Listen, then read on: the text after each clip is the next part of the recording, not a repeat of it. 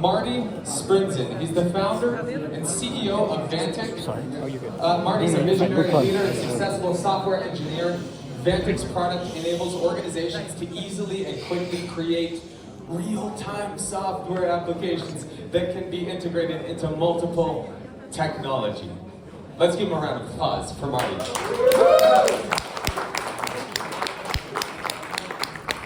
Thank you, and good evening.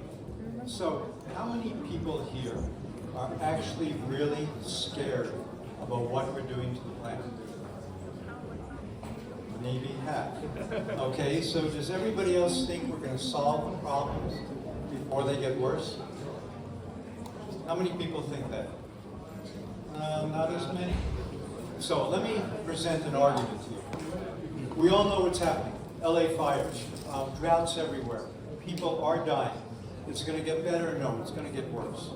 Can we make our planet sustainable in time? I don't know the answer to that, but I do know this. Our models stink. The Paris Accord projections are off because modeling the weather is difficult, modeling the oceans are difficult, modeling the whole Earth requires everything together, and it's exceedingly challenging. So I'm going to present an alternative to it. Not an alternative because we absolutely need to make the world more sustainable. But how do we buy time? How do we live on this planet with how many billions, 7 billion perhaps people? How do we survive while we're fixing the planet? It is a little bit like fixing a jet engine while the plane is flying. Being a pilot, that would scare the shit out of me. So, what do? What we do is we act in the world as things are happening in real time. The technologies are there. Now, I've been in Silicon Valley. I've been 5 software companies. One of them made the internet work for mission critical apps. So I have some credibility in creating real-time systems. This is when people argue the internet was a toy. So, what do we do now? What we do now is we use AI, generative AI. Well, everyone's talking about AI. That's a no-brainer, right? How do you use generative AI when there's floods, when there's fires? How do you guide people to safety? You want to interrupt them on their cell phone and say, hey, you need to evacuate. You have 20 minutes. Do you want directions? Yes, and it gives you directions. How can you do that in real time? Generative AI doesn't work in real time. You query it, you prompt it, and it comes back. That can take 20 seconds, and if you don't ask the right prompts, it can take minutes for you to figure out what's going on. Instead, what if we automate AI? What if we automatically create the prompts that guide people while they're in trouble? And I'm talking about massive numbers of people, not 1,000 people dying in Saudi Arabia from heat stroke. And this is the beginning, guys. This is going to get worse. The sustainability efforts are major, and they've got to move forward for sure. And I absolutely support them, as does everybody in this room. But can we be sure that it's going to happen in time? We can't.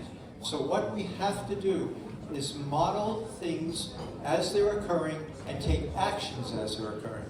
I mentioned generative AI, but it's more than that. It's sensors, it's weather, it's satellite images, it's first responders, it's social media, combining all of that information in seconds and then guiding people to safety as it occurs. And we've got to do this worldwide. And we've got to do it now because we don't know how much time we have until things really fall apart.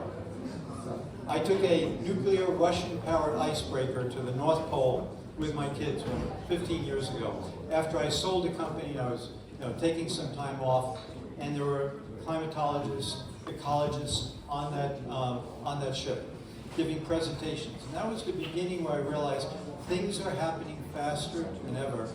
And guess what? It's going to accelerate exponentially. So we need to address world problems as they occur. And technology can do it. So I have a company called Vantic. We're pretty small, but we have major companies like NTT in Japan that built a disaster management system for all of Japan, getting the first responders to the right place at the right time to save lives. The next thing they're going to do is built on smartphones, guidance for people. When you're in trouble, how do you guide people out of that situation? What we need to do, bottom line, is to save time as much as we can. And then do everything we're doing that all these panelists talked about for sustainability. And by the way, we're also involved in that. We manage solar farms in the Middle East. That's absolutely critical, but both are critical. Critical that we make every effort we can to make the world better, and then address the situations as they occur. And technology has come to the forefront to create solutions. That's what my company is about. That's what Vantic is about. And what we asked for, and the company was formed after I took that Russian icebreaker to the North Pole and got scared, and said technology can help solve this problem. What we need to do is automate a lot of the way the world behaves. Now, we're building lots of applications in ICUs for neonatal units to save children. Real-time applications. In the Middle East, we're building a smart city called Tafta, King Abdullah Financial District, with 10,000 cameras to manage for security, or if there's problems, like somebody leaves a suitcase unmanned or alone for some long period of time. What do? You get the first responders there. What we would like to propose to this group is we will build 5 applications with those of you who want to build it with us that can build disaster management systems or healthcare systems, as we do both. So I open it up for 5 different applications to be built. We have a house, the Vantic house, which I don't see being put up yet. Can you do that? Okay. Slide is missing. Anyway, we will gladly talk to any of you. There it is. So on Thursday, 1 o'clock, we will have both presentations and meeting with people at this time to discuss the kinds of applications we would like to build. Anyway, we've got to be able to address these challenges, and that's what the company Vantic is about. Thank you very much.